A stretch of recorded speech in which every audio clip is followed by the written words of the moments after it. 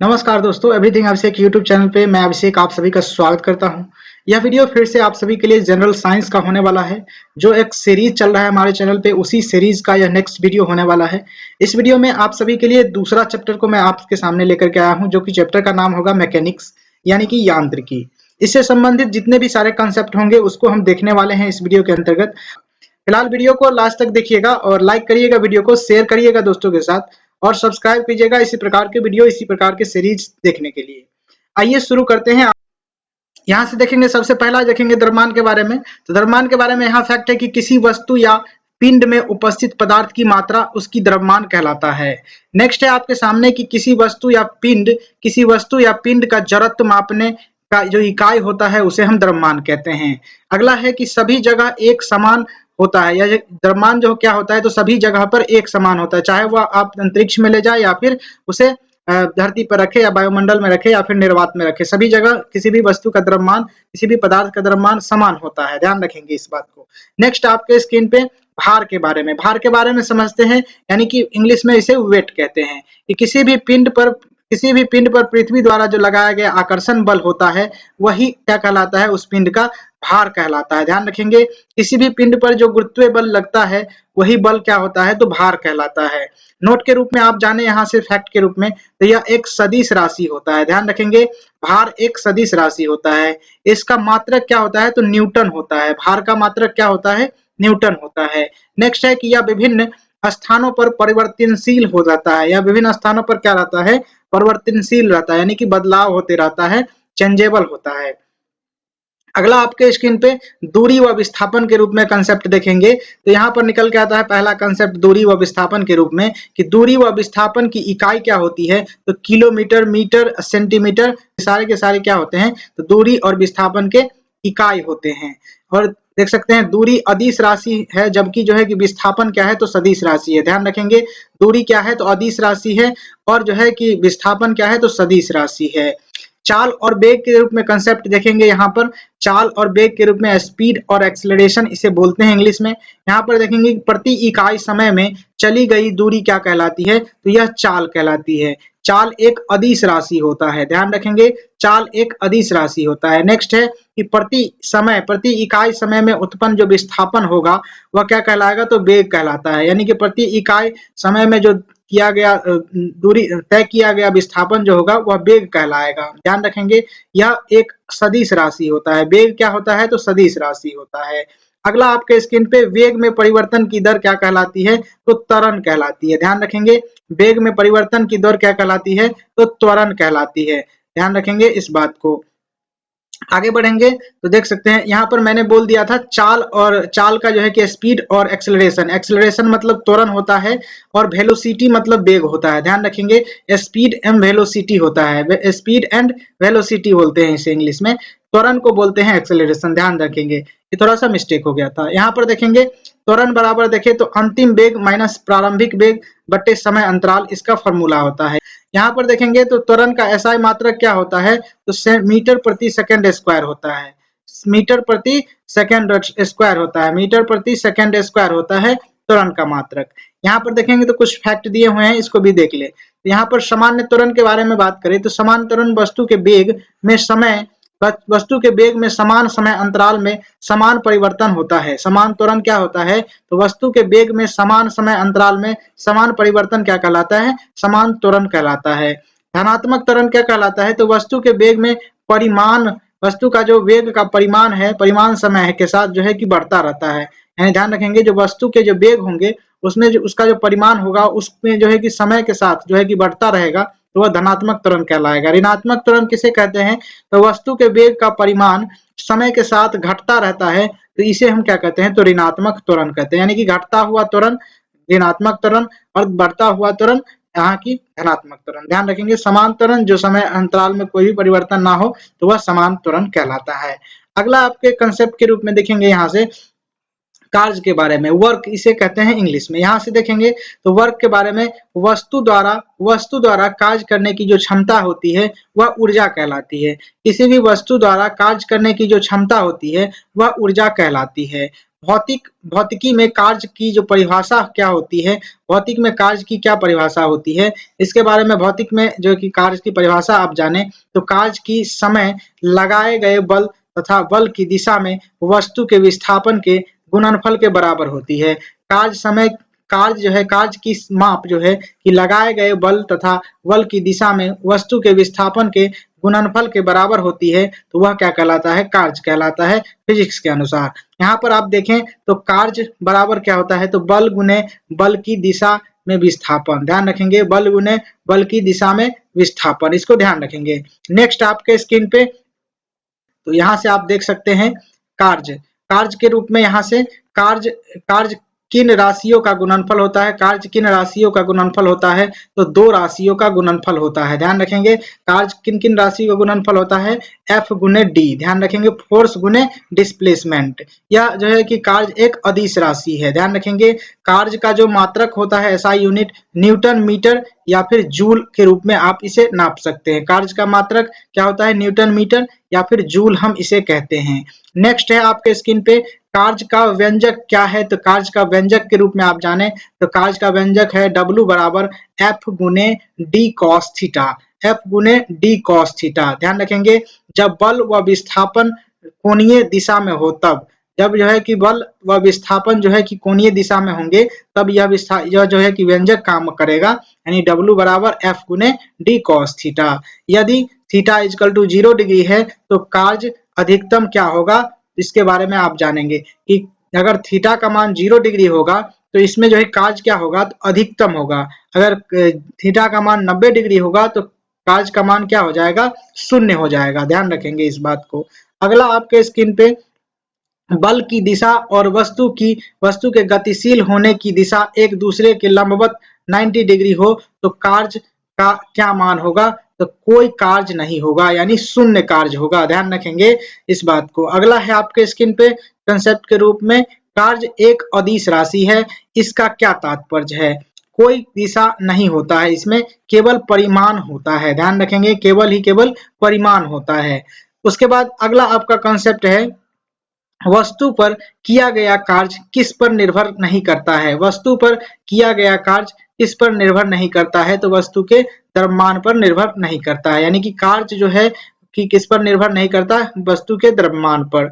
अगला आपके स्क्रीन पे कि जब कोई व्यक्ति दीवार को धक्का दे लेकिन इसे विस्थापित करने में विफल रहे तो यह क्या कहलाएगा, इसमें जो है कि कोई कार्य नहीं कहलाएगा। एक और एग्जाम्पल हम आपको बताते हैं, अगर कोई कुली अपने सिर पर सामान लेकर खड़ा रहे मतलब प्लेटफॉर्म पे तो वह निश्चित ही रूप से कोई कार्य नहीं करता है, तो इसको ध्यान रखेंगे। आगे बढ़ेंगे तो एक पिंड द्वारा किया गया कार्य किस पर निर्भर नहीं करता है, एक पिंड द्वारा किया गया कार्य किस पर निर्भर नहीं करता है, तो वस्तु के प्रारंभिक वेग पर निर्भर नहीं करता है। कार्य हुआ है ऐसा कहने के लिए कौन सी शर्त को पूरा होना चाहिए, ध्यान रखेंगे, तो वस्तु में विस्थापन होनी जरूरी होती है, वस्तु में विस्थापन होनी जरूरी होती है। अगला कंसेप्ट कार्य किस पर निर्भर नहीं करता है, कार्य संवेग पर निर्भर नहीं करता है। अगला कंसेप्ट किसी पिंड पर कार्य तभी किया जाता है, किसी पिंड पर कार्य तभी किया जाता है जब एक यांत्रिक प्रभाव के माध्यम से ऊर्जा वृद्धि का अनुभव करता है, ध्यान रखेंगे, यह एक यांत्रिक प्रभाव के माध्यम से ऊर्जा वृद्धि का अनुभव करेगा तब जाके पिंड कार्य करेगा, ध्यान रखेंगे। अगला कंसेप्ट है आपके सामने कार्य से रिलेटेड ही कि गति करती हुई एक कार विपरीत दिशा में आती हवा का सामना करती है तो कार पर हवा द्वारा किया गया कार्य क्या होगा, ऋणात्मक होगा, ध्यान रखेंगे। इसी प्रकार के कंसेप्चुअल प्रश्न पूछे जाते हैं आए दिन प्रतियोगी परीक्षा में, ध्यान रखेंगे इसको। तो इस प्रकार के प्रश्न को ज्यादातर आप इम्पोर्टेंट मान के चलेंगे। तो कार एक बार और इसे देख लेते हैं कि गति करती हुई एक कार विपरीत दिशा में आती हुई हवा का सामना करती है तो कार पर हवा द्वारा किया गया कार्य क्या होगा, तो निगेटिव होगा, ऋणात्मक होगा। अगला है कि बल और विस्थापन के मध्य किस कोण पर कार्य करने का मान ऋणात्मक होता है, बल और विस्थापन के मध्य किस कोण पर कार्य का मान कितना होता है, तो ऋणात्मक होता है, तो वह 180 डिग्री होगा। अगला आपके स्क्रीन पे वृत्ताकार पथ से घूम रही वस्तु द्वारा किए गए कार्य का मान क्या होगा? तो शून्य होगा। वृत्ताकार पथ पर घूम रही किसी भी वस्तु द्वारा किए गए कार्य का क्या होगा? तो शून्य होगा। नेक्स्ट है कि कार्य का मान ऋणात्मक कब होता है? जब विस्थापन बल की विपरीत दिशा में होती है तब क्या होता है? तो ऋणात्मक होता है। कार्य कब ऋणात्मक होता है? तो जब विस्थापन है बल की विपरीत दिशा में हो जाता है तो वह क्या कहलाता है? तो कार्य ऋणात्मक हो जाता है। अगला है एक गधा अपनी पीठ पर वजन लेकर चल रहा है, कार्य का मान क्या होगा? तो शून्य होगा। ध्यान रखेंगे, एक गधा अपनी पीठ पर वजन लेकर चल रहा है तो कार्य का मान क्या होगा? तो शून्य होगा, क्योंकि उस वस्तु का विस्थापन लगने वाले जो बल की दिशा है वह लंबवत है। ध्यान रखेंगे, जो बल की दिशा क्या है? तो लंबवत है, 90 डिग्री है। अगला आपके स्क्रीन पे कार्य का मान किस पर निर्भर करता है? तो कार्य का मान किस पर निर्भर करेगा? पहला नंबर प्रयुक्त किया गया बल, दूसरा नंबर वस्तु का विस्थापन, तीसरा नंबर बल और विस्थापन के बीच का कोण। बल और विस्थापन के बीच का कोण, यानी इसका जो फॉर्मूला होता है W बराबर F गुने क्या होता है? तो F गुने कॉस थीटा होता है। ध्यान रखेंगे, F गुने कॉस थीटा होता है। अभी आपने देखा था, फिर से आपको मैं दिखा देता हूँ, डी कॉस थीटा होता है, यानी displacement into D cos theta होता है, यानी डिस्प्लेसमेंट इंटू कॉस थीटा। ध्यान रखेंगे, थीटा का मान जैसे ही वेरी करेगा तो इसका जो कार्य भी वेरी करेगा, तो ये ध्यान रखने की बात है।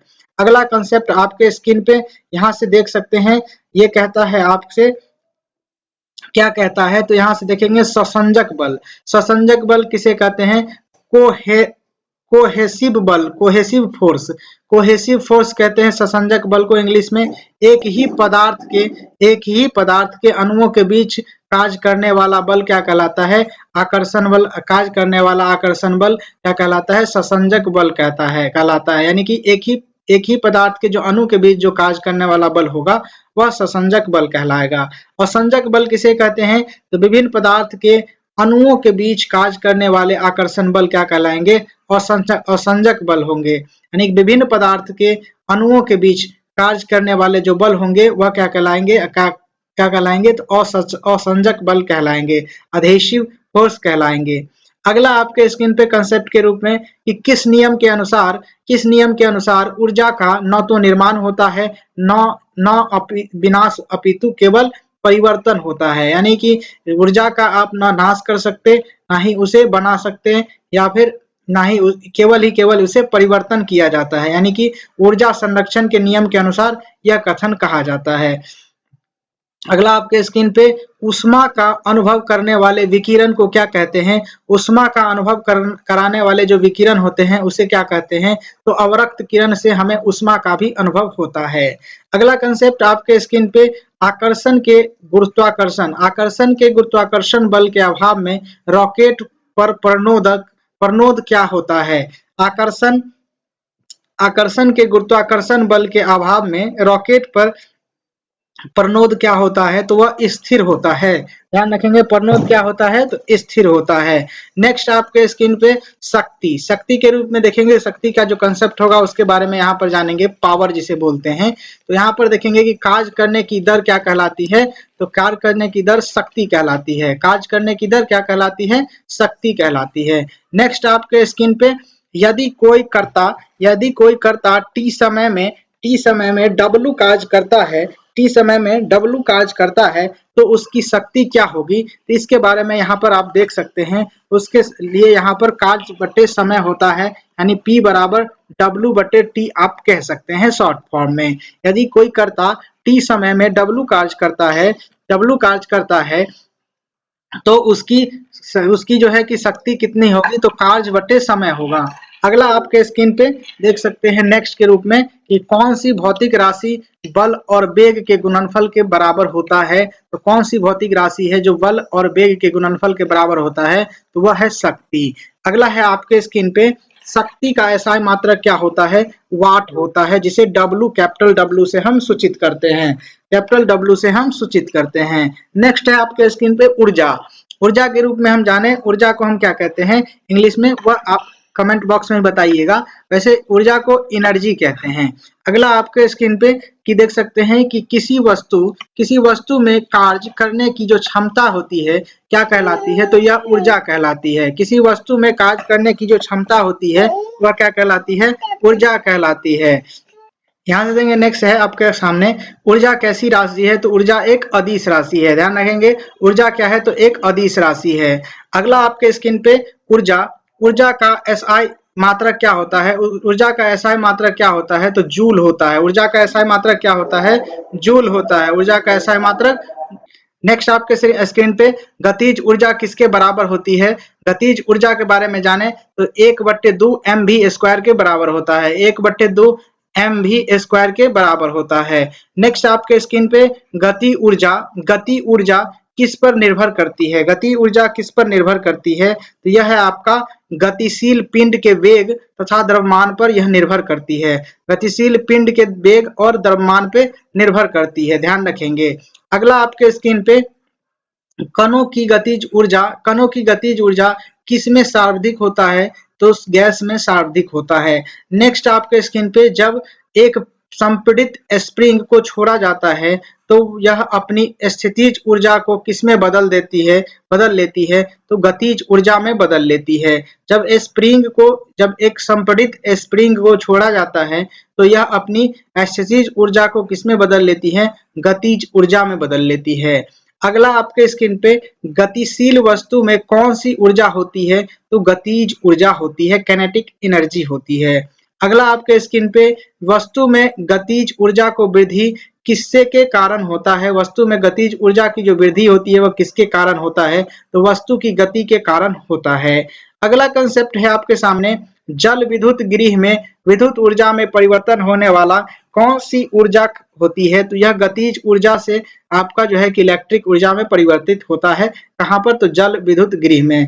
पनबिजली किस तरीके से उत्पन्न किया जाता है, तो आप जानेंगे कि गतिज ऊर्जा को हम इसमें तो विद्युत ऊर्जा में कन्वर्ट करते हैं। अगला आपके स्क्रीन पे कि बैटरी किस ऊर्जा को विद्युत ऊर्जा में परिवर्तित करता है, तो रासायनिक ऊर्जा को विद्युत ऊर्जा में परिवर्तित करता है। अगला है पवन चक्की या फिर इसे टरबाइन भी कहते हैं कि किस ऊर्जा को यांत्रिक ऊर्जा में परिवर्तित करता है, तो यह जो है कि किसको, तो गतिज ऊर्जा को यांत्रिक ऊर्जा में परिवर्तित करता है। पवन चक्की या फिर टरबाइन जो होता है वह किस ऊर्जा को यांत्रिक ऊर्जा में परिवर्तित करता है, तो काइनेटिक एनर्जी को। अगला आपके स्क्रीन पे एक पेंडुलम का झूलना में कौन सी ऊर्जा किस में परिवर्तित होती है, तो स्थितिज ऊर्जा से गतिज ऊर्जा में परिवर्तन होता है। पेंडुलम में स्थितिज ऊर्जा को हम लोग किस में परिवर्तित करते हैं, तो गतिज ऊर्जा में परिवर्तित करते हैं। नेक्स्ट आपके स्क्रीन पे होगा, उसके बारे में हम जानेंगे। यहाँ से आप अभी तक लाइक नहीं किए हैं वीडियो को तो प्लीज आप लाइक करिए, सब्सक्राइब नहीं किए तभी से सब्सक्राइब कर लीजिए और बेल आइकन प्रेस कर लीजिए ताकि आपको नए वीडियो का नोटिफिकेशन सबसे पहले मिले। यहाँ पर देखेंगे कि गतिज ऊर्जा व संवेग में क्या संबंध है।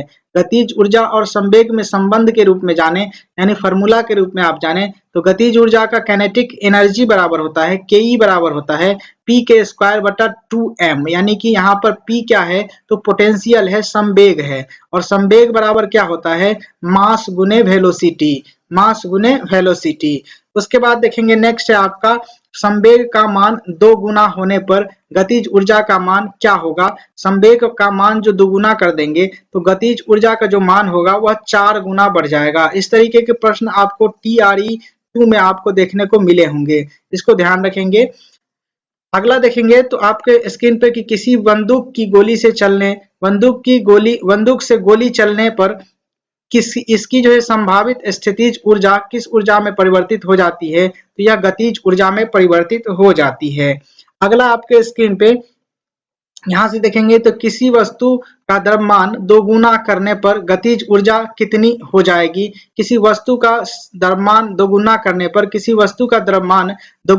पर गतिज ऊर्जा में कितनी हो जाएगी, तो 2 गुनी हो जाएगी। यानी द्रव्यमान को जब हम दुगुना करेंगे तो इसकी गतिज ऊर्जा क्या हो जाएगी, तो 2 गुनी हो जाएगी। नेक्स्ट आपके स्क्रीन पे कि किसी वस्तु का वेग 2 गुना करने पर गतिज ऊर्जा कितनी हो जाएगी, तो ध्यान रखेंगे यह 4 गुनी हो जाएगी। देखेंगे यहाँ पर किसी वस्तु का वेग दोगुना करने पर गतिज ऊर्जा कितनी हो जाएगी, तो 4 गुनी हो जाएगी। नेक्स्ट है आपके स्क्रीन पर कि खींचे हुए धनुष के तीर, खींचे हुए धनुष से तीर छोड़ते समय धनुष की स्थितिज ऊर्जा किस ऊर्जा में परिवर्तित हो जाती है, तो वह गतिज ऊर्जा में परिवर्तित हो जाती है। नेक्स्ट आपके स्क्रीन पे गिरते हुए नारियल में कौन सी ऊर्जा होती है, गिरते हुए नारियल में गतिज ऊर्जा होती है, ध्यान रखेंगे। नेक्स्ट है आपके सामने कि संवेग दोगुना करने पर गतिज ऊर्जा कितनी हो जाएगी, तो 4 गुनी हो जाएगी। जब संवेग को दोगुना करेंगे तो गतिज ऊर्जा क्या हो जाएगा, तो 4 गुनी हो जाएगी।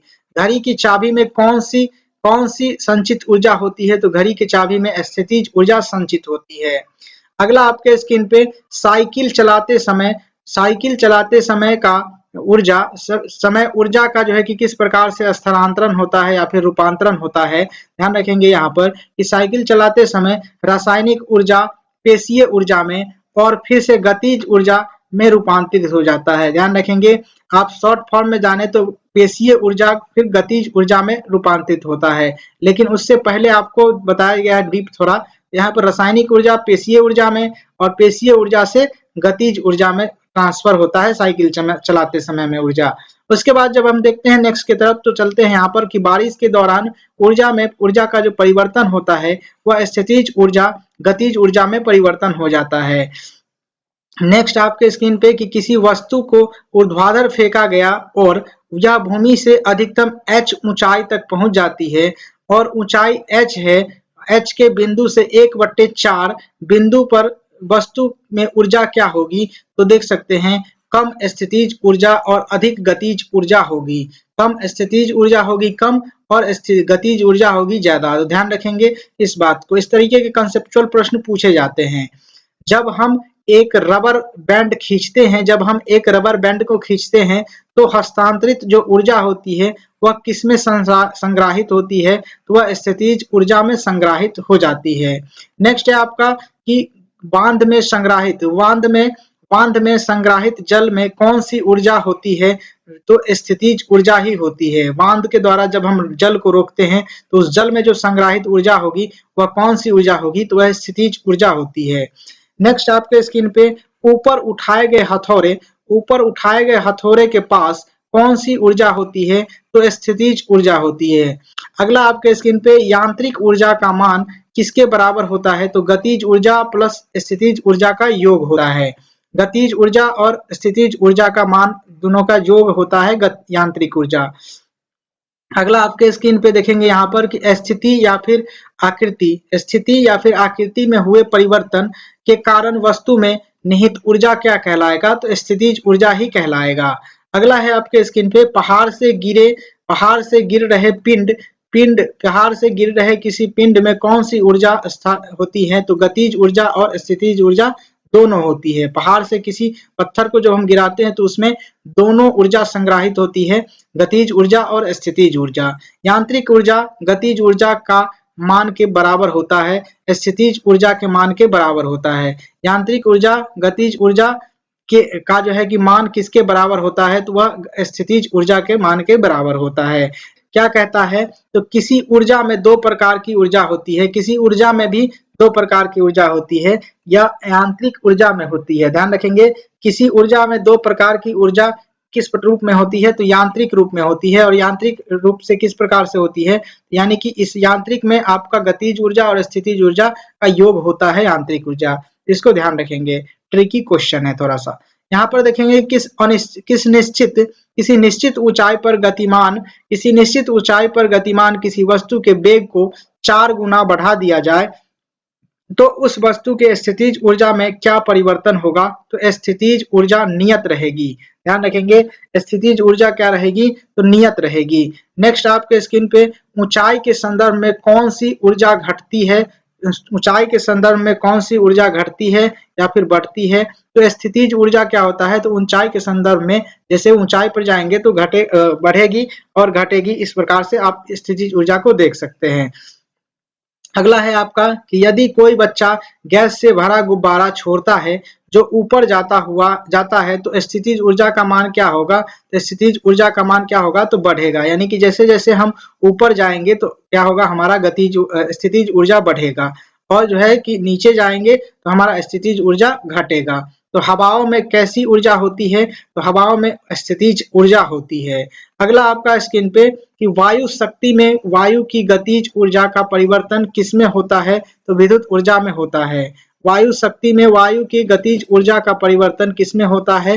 तो विद्युत ऊर्जा में होता है।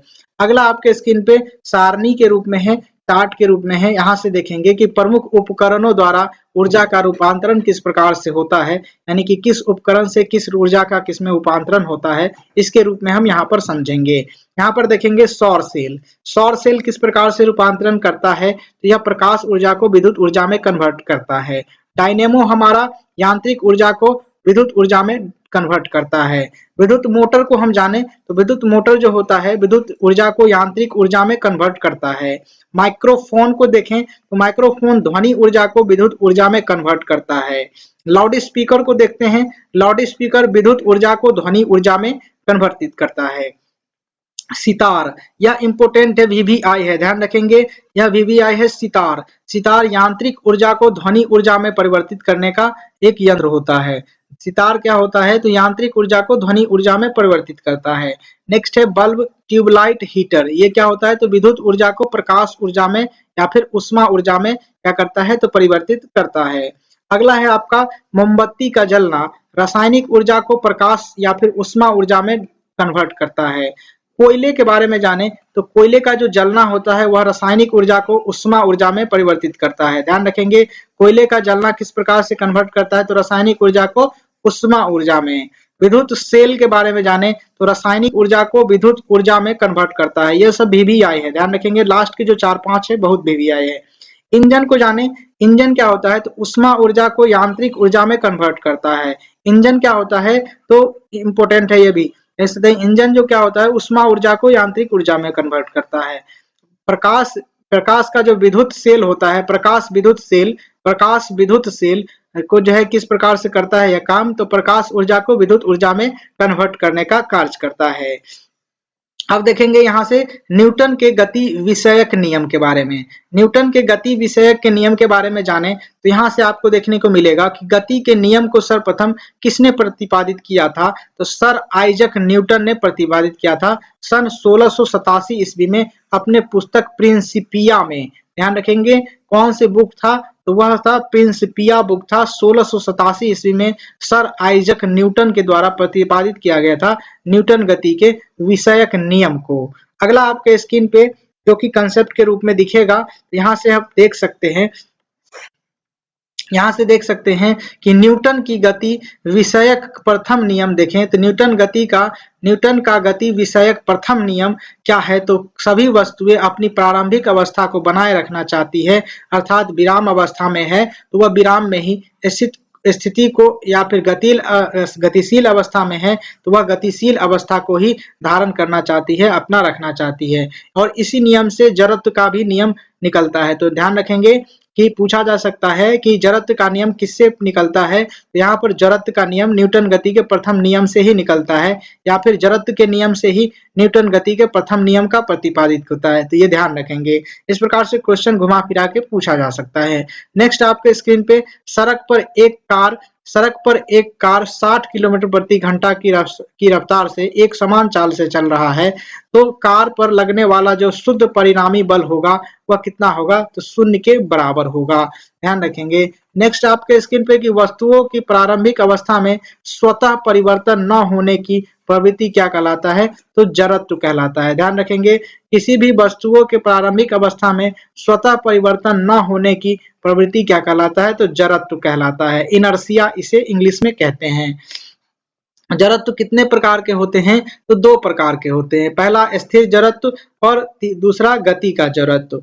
नेक्स्ट देखेंगे न्यूटन का प्रथम नियम क्या कहलाता है? तो जड़त्व का नियम कहलाता है, लॉ ऑफ इनर्शिया कहलाता है। अगला आपके स्क्रीन पे न्यूटन के प्रथम नियम से हमें क्या पता चलता है? तो बल के परिभाषा को हम डिफाइन कर सकते हैं, डेफिनेशन ऑफ फोर्स का हमें पता लगता है।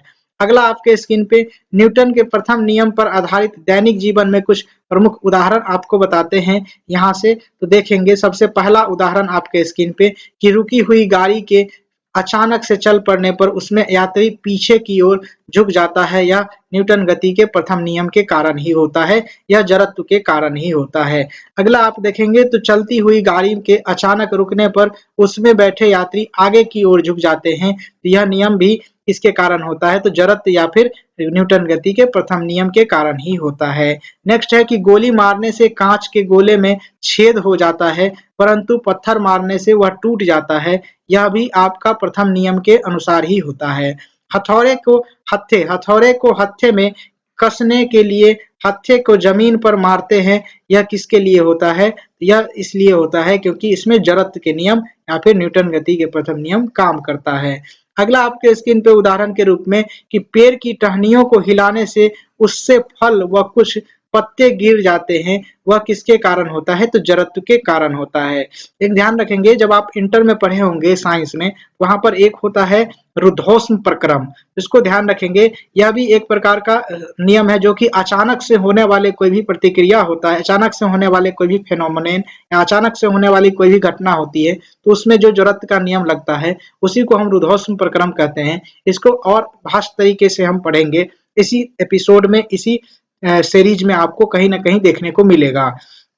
आगे बढ़ेंगे तो यहाँ पर देख सकते हैं कि स्थिर या फिर गतिज अवस्था में परिवर्तन का प्रतिरोध करने वाला प्रवृत्ति क्या कहलाता है? तो जड़त्व कहलाता है। स्थिर या फिर गतिज अवस्था में परिवर्तन के प्रतिरोध करने वाला जो प्रवृत्ति होता है वह क्या होता है? तो जड़त्व होता है। नेक्स्ट आपके स्क्रीन पे कि ऊंची छलांग लगाने वाला ऊंची छलांग से पहले कुछ समय तक दौड़ता है, क्यों दौड़ता है? क्योंकि उसकी गति का जड़त्व उसके ऊंची छलांग लेने में मदद करे, ध्यान रखेंगे इस बात को।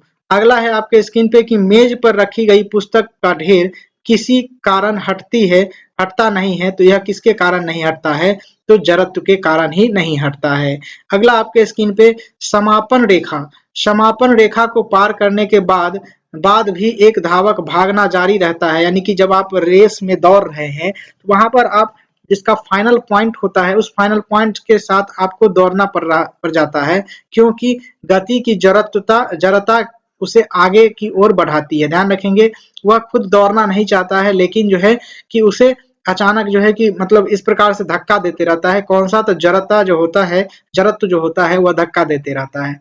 आगे देखेंगे कि जब कार एक घुमावदार सड़क पर मुड़ती है तो उसमें बैठे यात्री स्वयं को केंद्र की विपरीत दिशा में किस बल के कारण अनुभव करते हैं? तो यह जड़त्व बल के कारण ही इसे अनुभव करते हैं।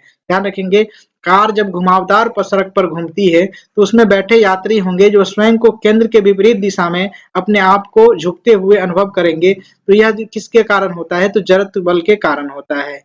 जब एक गिलास पर रखे गए कार्ड को अंगुली से धक्का दिया जाता है तो उस पर रखा सिक्का गिलास में गिर जाता है, यह किसके कारण होता है? यह किस नियम का व्याख्या करता है? तो ध्यान रखेंगे, यह जड़त्व के नियम का व्याख्या करता है। नेक्स्ट आपके स्क्रीन पे देखेंगे यहाँ से, तो कहता है नेक्स्ट के रूप में, तो यहाँ पर देखेंगे कि एक व्यक्ति चलती रेलगाड़ी में इंजन की ओर मुंह करके बैठा है, वह एक सिक्का उछालता है, तो सिक्का किधर गिरेगा? व्यक्ति के पीछे। ध्यान रखेंगे, व्यक्ति के पीछे गिरेगा, यानी कि व्यक्ति रेलगाड़ी चलते समय इधर मतलब व्यक्ति चलती रेलगाड़ी में इंजन की ओर जो है मुंह करके बैठा हुआ है, वह एक सिक्का उछालता है, तो सिक्का किधर गिरेगा? तो व्यक्ति के पीछे गिरेगा। अगला आपके स्क्रीन पे है कि एक ट्रेन जैसे ही चलना आरंभ करती है उसमें बैठे यात्री का सिर पीछे की ओर झुक जाता है, इसका क्या कारण है? तो गति के जड़त्व के कारण ऐसा होता है। नेक्स्ट आप देखेंगे कि गुरुत्वाकर्षण के सार्वभौमिक नियम का प्रतिपादन किसने किया है? तो न्यूटन ने किया है। गुरुत्वाकर्षण के सार्वभौमिक नियम का जो है कि प्रतिपादन किसने किया है? तो न्यूटन ने किया है। नेक्स्ट आपके स्क्रीन पे वस्तु के संवेग में परिवर्तन की जो दर होती है उस पर आरोपित बल के अनुक्रमानुपाती होती है, तथा संवेग में आरोपित संवेग परिवर्तन आरोपित बल की दिशा में होती है, यह गति के किस नियम की व्याख्या करता है? तो द्वितीय नियम की व्याख्या करता है। फिर से देखेंगे कि वस्तु के संवेग में परिवर्तन की दर उस पर आरोपित बल के अनुक्रमानुपाती होता है तथा संवेग संवेग परिवर्तन आरोपित बल के दिशा में होता है, तो यह क्या होता है? यह गति के इस नियम की व्याख्या करता है, तो दूसरे नियम की व्याख्या करता है। गति के द्वितीय नियम क्या क्या प्राप्त होता है? तो बल का व्यंजक प्राप्त होता है, F बराबर ma। m यहाँ पर मास है और a क्या है? तो एक्सेलरेशन है, ध्यान रखेंगे। अगला आपके स्क्रीन पे देख सकते हैं न्यूटन के गति विषयक नियम द्वितीय नियम के दैनिक जीवन में कुछ प्रमुख उदाहरण के रूप में आप जाने। न्यूटन गति के द्वितीय नियम के रूप में कुछ उदाहरण हम देखते हैं यहाँ से। आइए देखते हैं। समान वेग से आती हुई क्रिकेट गेंद या टेनिस में टेनिस गेंद को कैच करना आसान होता है हल्की होने के कारण। ध्यान रखेंगे, समान वेग से आती हुई क्रिकेट गेंद या फिर टेनिस गेंद में से टेनिस गेंद को कैच करने में आसान होती है क्योंकि यह हल्का होता है टेनिस गेंद। उसके बाद देखेंगे क्रिकेट खिलाड़ी तेजी से आती हुई गेंद को कैच करते समय अपने हाथों को गेंद की वेग की दिशा में गतिमान कर लेता है ताकि चोट कम लगे। तो यह किसके कारण होता है? गति के द्वितीय नियम के कारण होता है। अगला आपके स्क्रीन पे जो उदाहरण के रूप में देखेंगे कि गाड़ियों में स्प्रिंग और शॉक एग्जॉर्बर लगाए जाते हैं ताकि झटका कम लगे। ध्यान रखेंगे, यह भी आपका द्वितीय नियम के कारण ही होता है। अगला है आपका कि कराटे के जो खिलाड़ी होते हैं, जूडो कराटे आप जानते होंगे, जूडो कराटे के जो खिलाड़ी होते हैं उनके द्वारा हाथ के प्रहार से ईंटों की जो पट्टी तोड़ने का काम किया जाता है। तो इस तरीके से किस लिए हो पाता है? तो यह न्यूटन गति के द्वितीय नियम के अनुसार होता है। अगला आप देखेंगे कि ऊंची कूद एवं लंबी कूद के लिए मैदान की मिट्टी खोदकर हल्की कर दी जाती है ताकि कूदने पर खिलाड़ी को चोट ना लगे। ध्यान रखेंगे, यह किस लिए होता है? तो न्यूटन गति के द्वितीय नियम से होता है। अगला आप देखेंगे कि अधिक गहराई तक कील को गाड़ने के लिए भारी हथौड़े का उपयोग किया जाता है। तो यह भी आप देखेंगे, किसी भी कांटी को, किसी कील को किसी में मतलब गाड़ने के लिए उसको है कि किस तरीके से हम करते हैं, तो न्यूटन गति के द्वितीय नियम से हम इसे गाड़ पाते हैं। अगला देखेंगे, जो गति का दूसरा नियम किससे संबंधित है? तो संवेग से संबंधित है। गति के दूसरे नियम से हमें संवेग से संबंधित है। उसके बाद आप देखेंगे तो गति का दूसरा नियम किसे समझने में सहायक करता है? तो बल के प्रभावों को समझने में सहायक करता है गति के दूसरे नियम। तो ध्यान रखेंगे, यह इंपॉर्टेंट है। उसके बाद देखेंगे न्यूटन के गति विषयक किस नियम को क्रिया प्रतिक्रिया का नियम कहते हैं? तो एक्शन रिएक्शन लॉ के रूप में तृतीय नियम को हम लोग जानते हैं। आगे बढ़ेंगे तो आपके स्क्रीन पे कि गति का तृतीय नियम किनके बीच का संबंध दर्शाता है? तो स्थिति और वेग के बीच को दर्शाता है। आगे बढ़ेंगे तो प्रत्येक क्रिया की उसके तुल्य और एक विपरीत प्रतिक्रिया होती है, यह तृतीय नियम के अनुसार होता है। प्रत्येक क्रिया के समतुल्य एक विपरीत प्रतिक्रिया होती है, तो वह किसके कारण होता है? तो न्यूटन गति के तृतीय नियम के अनुसार। दीवार पर फेंकी हुई गेंद किस गति विषयक नियम के कारण टकराकर वापस लौटती है? यानी दीवार पर फेंकी गई जो गेंद है वह किस गति के नियम के अनुसार जो है कि वापस लौटती है? यह तृतीय नियम के कारण वापस लौट जाती है। अगला आपके स्क्रीन पे कि न्यूटन के गति विषयक तृतीय नियम के संबंध में सही कथन के बारे में। तो बल जो होता है अलग अलग निकाय पर विपरीत दिशा में लागू होता है। बल जो होता है अलग अलग निकाय पर विपरीत दिशा में लागू होता है। नेक्स्ट आप देखेंगे आपके स्क्रीन पे यहाँ से, तो इसको हम देखते हैं क्या है। तो कंसेप्ट के रूप में आपके स्क्रीन पे शो होगा। यहाँ से तेज गति से आने वाली क्रिकेट गेंद को पकड़ते समय क्षेत्ररक्षक अपनी हाथों या फिर बाहों को पीछे की ओर खींचता है क्योंकि वह लंबे समय तक कम बल का अनुभव करता है। ध्यान रखेंगे, लंबे समय तक कम बल का अनुभव करता है। नेक्स्ट आप देखेंगे कि गति विषयक तृतीय नियम के लिए दैनिक जीवन में जो कुछ अनुप्रयोग हैं उसको हम लोग समझते हैं। तो यहाँ पर बंदूक से गोली छोड़ते समय पीछे की ओर झटका लगना, आप इसके बारे में जान सकते हैं, न्यूटन गति के तृतीय नियम से होता है। नाव के किनारे पर से जमीन पर कूदने पर नाव को पीछे हटना न्यूटन गति के तृतीय नियम का उदाहरण है। नाव खेने के लिए बांस को जमीन में दबाना, यह भी एक न्यूटन गति के तृतीय नियम का पालन करता है। कुआं से पानी को खींचते समय रस्सी टूट जाने पर व्यक्ति का पीछे गिर जाना, यह भी एक न्यूटन गति के तृतीय नियम के अनुसार ही होता है। ऊंचे से कूदने पर चोट लगना, यह भी न्यूटन गति से तृतीय नियम के अनुसार ही होता है, वीवीआई है। उसके बाद देखें तो रॉकेट का आगे बढ़ना, यह भी आपका जो है वीवीआई है, यह भी न्यूटन गति के तृतीय नियम के अनुसार होता है। अब जानते हैं यहाँ से रैखिक संवेग के बारे में। रैखिक संवेग क्या होता है? रैखिक संवेग के बारे में जाने तो बल और समय अंतराल के गुणनफल को क्या कहते हैं? बल और समय अंतराल के गुणनफल को आवेग कहते हैं। बल और समय अंतराल के गुणनफल को क्या कहते हैं? तो आवेग कहते हैं। आवेग I, बल F सूचित करते हैं और समय अंतराल को T से। अब देखेंगे अगला है कि किसी गतिमान वस्तु के द्रव्यमान तथा वेग के गुणनफल को क्या कहते हैं? तो संवेग कहते हैं। किसी गतिमान वस्तु के द्रव्यमान तथा वेग के गुणनफल को हम क्या कहते हैं? तो संवेग कहते हैं। संवेग को P से सूचित करते हैं क्योंकि संवेग को पोटेंशियल भी हम लोग कहते हैं। यहाँ पर देखेंगे तो द्रव्यमान यानी मास और वेग यानी वेलोसिटी। उसके बाद देखेंगे आगे तो स्क्रीन पे आपको दिखेगा कि आवेग किसके तुल्य होता है? तो आवेग संवेग में परिवर्तन के बराबर होता है। आवेग किसके तुल्य होता है? तो संवेग में परिवर्तन के तुल्य होता है, बराबर होता है। नेक्स्ट आपके स्क्रीन पे कि किसी सिस्टम में जब दो अप्रत्यास्थ पिंड के बीच जो टक्कर होती है तो यह किस प्रकार से होती है? तो यह घटती है, यह क्या घटती है? तो गतिज ऊर्जा परिवर्तित हो जाती है परंतु संवेग संरक्षित रहता है। ध्यान रखेंगे, गतिज ऊर्जा क्या होती है? तो परिवर्तित हो जाती है तथा परंतु संवेग क्या है? तो संरक्षित रहता है। संवेग में कोई बदलाव नहीं होता है। आगे देखेंगे कि यदि वेग को दोगुना कर दिया जाए तो संवेग और गतिज ऊर्जा का मान क्या हो जाएगा? संवेग और गतिज ऊर्जा का मान संवेग 2 गुना तथा गतिज ऊर्जा 4 गुना बढ़ जाता है। संवेग 2 गुना तथा गतिज ऊर्जा 4 गुना बढ़ जाता है। अगला आपके स्क्रीन पे कि पिंड A किसका द्रव्यमान है? तो 2 kg तथा B पिंड जिसका द्रव्यमान 3 kg है, एक दूसरे की ओर क्रमशः 4 मीटर प्रति सेकंड और 2 मीटर प्रति सेकंड से वेग से आगे बढ़ रहे हैं और टक्कर के समय प्रत्यास्थ संघटक की दिशा क्या होगी? तो विपरीत होगी। ध्यान रखेंगे क्या होगी? तो विपरीत होगी। इसको बारे में आप देख सकते हैं। नेक्स्ट आपके स्क्रीन पे कि किसी वस्तु का संवेग किस पर निर्भर करता है? तो द्रव्यमान व वेग दोनों पर निर्भर करता है। तो किसी वस्तु का संवेग किस पर निर्भर करता है? तो द्रव्यमान और वेग दोनों पर निर्भर करता है।